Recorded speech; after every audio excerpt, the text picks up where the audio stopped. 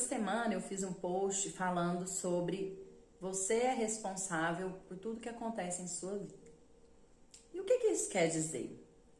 Muitas vezes a gente pensa que a culpa está no outro, mas é porque a vida me levou a isso, é porque as coisas foram acontecendo e eu acabei agindo dessa forma. A forma como as coisas acontecem ou a forma como as pessoas agem com você é responsabilidade das pessoas. A forma como você reage com o que as pessoas fazem com você é responsabilidade sua. E quando você assume sua responsabilidade perante tudo que acontece na sua vida, as coisas começam a fluir de maneira mais natural. Porque você toma consciência das escolhas que você está fazendo diariamente. Eu escuto muita gente falando assim, nossa, Silvana, mas eu tem nada do que eu escolhi, não era nada disso que eu queria para minha vida. Por que a minha vida está nessa situação? Muitas escolhas que a gente faz são de maneira inconsciente. A gente vai seguindo o fluxo, vai deixando levar. E quanto mais consciência a gente tem das nossas escolhas, mais transformação a gente consegue fazer ao nosso redor. Mais fluido, mais leve, mais centrado, mais em direção aos seus objetivos você vai estar. Silvana, eu entendi que eu sou responsável pela minha vida. Então, o que eu tenho que fazer? A partir de agora, qual que é o primeiro passo? É tomar consciência das escolhas que você está fazendo. O principal motivo que a gente repete padrões ou que a gente acaba fazendo as coisas que a gente não deseja, chama-se julgamento.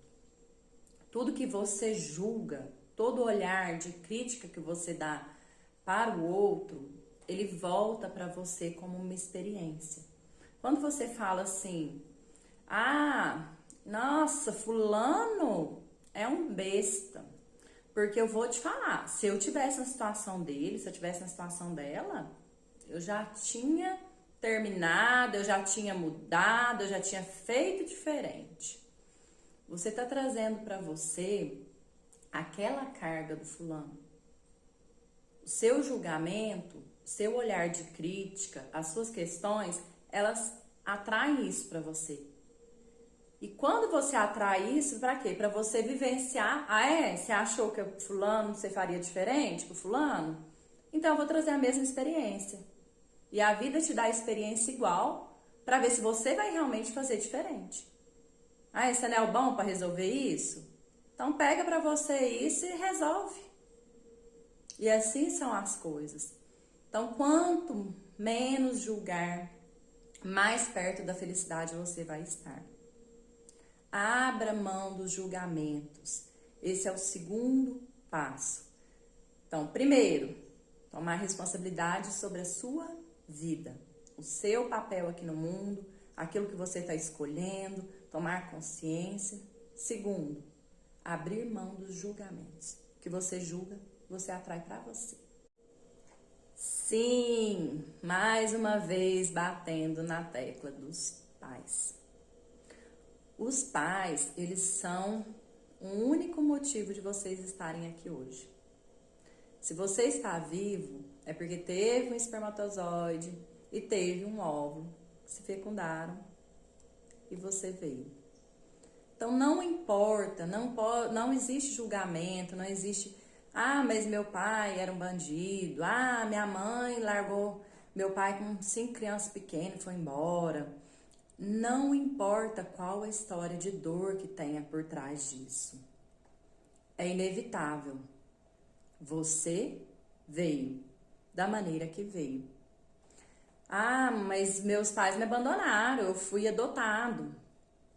Eles te deram a vida. Só pelo fato de você estar aqui hoje, deles terem mantido a sua vida, já é um motivo de gratidão. Você não tem que passar a mão na cabeça, relevar o que eles fizeram, apagando a conduta. Não é sobre a conduta deles. Não importa a conduta deles. Eles são seus pais. E é essa gratidão que você tem que ter pela vida que veio através de cada um deles. Muita gente acha que a gente tem que perdoar os pais. Gente, não é sobre perdão, tá? Os pais, eles são grandes perante nós. É sobre amor, sobre aceitação da própria vida. Por quê? Porque você é 50% seu pai e 50% a sua mãe. Quando você entra em conflito com um dos dois, algum lado seu vai ser afetado. Seja numa doença, seja com problemas com o sexo oposto ou com pessoas do mesmo sexo. Tem pessoas que às vezes falam assim pra mim: nossa, eu não dou conta de ter amigas mulheres. Por quê? Porque ela não consegue ter um relacionamento nem com a própria mãe. Então ela não aceita o feminino dela. Aí vem problemas de útero, vem problema nas mamas, aí começa a desenvolver doenças. A mesma coisa, pessoas que não aceitam seu lado masculino. Porque o nosso lado masculino vem do nosso pai. E é ele que nos coloca pra vida, pra frente, pra fazer as coisas, pra concretizar. Então, às vezes a pessoa fala assim: nossa, eu tô estagnada, parece que eu não arrumo emprego nenhum, as coisas não dão certo. Às vezes o que tá faltando pra ela é acolher e aceitar o pai. Mais uma vez eu falo, não é sobre a conduta do pai, não é sobre perdoar, não é sobre relevar o que aconteceu ou apagar isso da sua história, da sua infância. Não é. Mas é você olhar com olhos de amor para a vida que veio através deles, da maneira que veio. Cada um aqui faz o seu melhor. O tempo todo as pessoas não estão tentando se pisar, se matar, se martirizar umas às outras. Não necessariamente. Cada um está buscando o melhor para si. E isso, às vezes, é o que ele pode fazer. Então, seu pai e sua mãe deram o melhor que eles têm. Se eles não deram mais, é porque eles não têm condição de dar mais. A gente só pode dar aquilo que é transbordo nosso. E muitas vezes faltou muita coisa para eles na infância. Como que ele vai dar o que ele não tem? Falando um pouquinho sobre as constelações, a sistêmica familiar, né? O que o Bert traz, que ele observou? A questão da hierarquia. Por isso que eu falei tão fortemente sobre os pais e que eles estão acima de nós. Então, assim, tudo tem uma ordem no universo. Senão haveria o caos. E essa ordem é o quê? Quem veio primeiro tem precedência. Veio primeiro. Tem uma história, tem uma bagagem anterior à sua vinda. Assim são os nossos pais, os nossos avós, bisavós, tataravós. Então nós estamos conectados a toda essa rede. E hierarquicamente, nós somos menores que eles. Mas Silvana, para quem que eu vou ser grande? Para os meus filhos. Então, para os seus filhos, você tem que ser grande. Por que isso é tão importante? Hoje a gente tem visto muita distorção de papel. E a gente vê que nas criações dos filhos e tudo, muitas pessoas ainda estão deixando a rebelia, achando que a criança tem que mandar.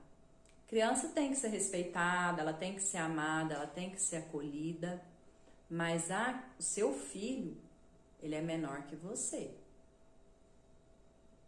Ele tem que estar nesse papel para ele se sentir seguro. E a mesma coisa, para você estar bem com a vida, você tem que ser menor que seus pais.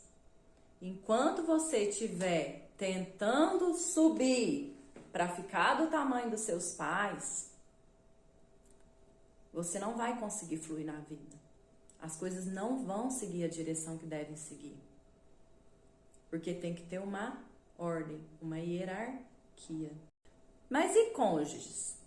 Como que funciona? O cônjuge, ele vem junto.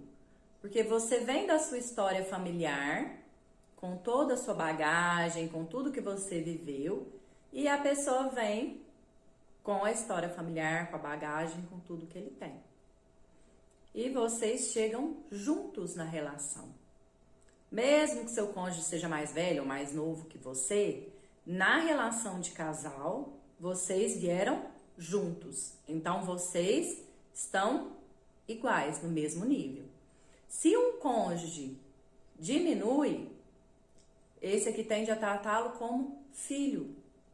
É onde você vê aquelas relações distorcidas, que a pessoa faz tudo pro outro, falta carregar no colo, ai, mimimi, mimimi, mimimi. Isso não é um relacionamento de casal. Isso é um relacionamento de pai com filho. E muitas pessoas usam o cônjuge para suprir essa necessidade de um filho que foi perdido, de uma história que não conseguiu ter. E é assim que eles levam a relação. E a mesma coisa quando esse cônjuge se coloca acima. Aí ele passa a ser o pai do outro. Começa a cuidar, a fazer, a tomar decisões e a acolher, a criar, pagar estudos, pagar isso, pagar aquilo. Cuidado, os cônjuges estão para estarem juntos, conectados, de igual para igual. Essas relações distorcidas, elas tendem a ir por um tempo. Depois, um começa a cobrar demais do outro. E é onde se perde. Falando ainda sobre relação de casal, tem a questão do dar e receber. O Bert fala também que tudo tem que ter um equilíbrio entre dar e receber. Os pais, a gente jamais consegue pagar eles porque eles nos deram a vida, que é o nosso bem mais precioso. Os filhos podem até tentar retribuir, mas nada vai ser tão forte, tão eficaz quanto o que eles fizeram. E na relação de casal? Se um cônjuge dá muito e outro dá pouco, fica desequilibrado. A mesma coisa, se um cônjuge só recebe, só faz, ele tende a sair da relação. Por quê? Quando a gente reconhece no outro a grandeza do outro, a gente fortalece a pessoa. Se você só recebe, você começa a se sentir culpado, inconscientemente. E a pessoa começa a fazer coisas para tentar balancear, porque ele não consegue dar o suficiente, porque esse aqui dá demais. Se um dá mais e o outro menos, vai ter esse desequilíbrio. E a pessoa que está recebendo muito e não consegue ter nada para dar, ela tende a sair da relação. Porque ela vai se diminuindo, vai se sentindo pequena, ela vai se sentindo menor. A pessoa que dá muito, ela começa a ficar muito grande, ela começa a crescer muito perante o outro. E aí desequilibra a relação de casal. Por isso que às vezes você escuta falar, nossa, fulano fez tudo pro outro e ele ainda teve coragem de largar ela por conta da ciclana. Por isso que acontece. Quando você dá muito, fica desequilibrado. Então tem que ser assim, um dá, um recebe. Outro dá, outro recebe. E vai trocando. E nessa troca vocês ficam de igual para igual. Então quais são as chaves que eu já passei para o seu empoderamento? A primeira, você se responsabilizar pela sua própria vida. Você estar como autor, fazendo as escolhas que têm que ser feitas. A segunda, não julgamento. Abrir mão de julgar é uma decisão e vai trazer muita leveza e prosperidade para a sua vida. A terceira, hierarquia. Observar suas relações com relação ao seu filho e com relação aos seus pais, com relação ao seu cônjuge, com relação ao seu chefe, ao seu sistema familiar, todas as relações hierárquicas. A quarta chave que eu quero passar é o auto-amor. é você se acolher. Quando as coisas ruins acontecem, o problema nem sempre é com relação ao que aconteceu. A gente começa a trazer no nosso subconsciente, no fundo da nossa alma, uma dor. E essa dor, ela é muito relacionada ao nosso eu que foi perdido naquela história. Então, a cada história que a gente traz, tem esse eu perdido lá. Quando você não aceita uma situação ruim que você viveu, Silvana, eu tive um relacionamento abusivo e tal, e ele isso, ele aquilo outro, tem a parcela do ele, que muitas vezes a gente traz para nós, mas se você já se libertou das 3 chaves, você já está no seu direcionamento, já se libertou disso. Mas tem a questão do eu. Quem que eu era? Quem que eu estava? Porque muitas vezes a gente se julga. Eu devia ter feito diferente. Nossa, como que eu fui me envolver com uma pessoa desse jeito? Porque eu isso, eu aquilo, eu não presto, eu não sei o quê. Esse eu de julgamento, ele não serve para nada. Você tem que fazer é acolher esse eu. Apesar de eu ter me envolvido num relacionamento abusivo, ou eu ter tido um descontrole no meu trabalho com meu chefe, eu me amo e me aceito profundamente. Respira, solta, volta lá naquela cena e coloca você no seu coração. Porque é você quem precisa se cuidar, você que precisa desse acolhimento. E isso é muito importante, é uma coisa que só você pode fazer por você. Se aceitar, curar e colocar cada fragmento em seu coração. E a 5ª chave é a presença. Então, você já tomou as rédeas da sua vida, você já entendeu que é você quem tem que tomar a direção, você já abriu mão dos julgamentos, já começou a olhar o mundo com um olhar diferente, você já se alinhou hierarquicamente nas suas relações, no trabalho, em casa, com a família, você já descobriu o auto-amor, já está se curando, se tratando. O que está faltando? Você se observar. Diariamente, a gente tem que ter um momento de presença. Hoje a gente está muito no automático, deixando vida, trabalho, não sei o quê. Tira um tempo para você. Esse tempo você vai estar observando seu corpo, vê os pontos de tensão, de dor, qual memória que ele carrega, o que tem por trás daquilo. Se observa, respira, se permita estar no presente. Quanto mais você conseguir estender essa presença ao longo do seu dia, mais feliz vai ser o seu dia. Mas ela tem que começar aos poucos. São pequenas mudanças, pequenos momentos que vão trazendo esse despertar. E é o convite que eu te faço. Viva com presença. Sua vida vai ser muito mais leve, transformadora, vai ter muito mais significado. Se você se identificou com qualquer coisa que eu falei nesses vídeos, você observa algum padrão irregular na sua vida, você tenta fazer a transformação sozinho e não conseguiu, eu estou aqui para te ajudar. Entre em contato, agende seu horário, eu vou estar olhando a sua questão específica. Desde a origem, a raiz de tudo isso, a gente vem curando, vem tratando, ressignificando, até chegar ao presente.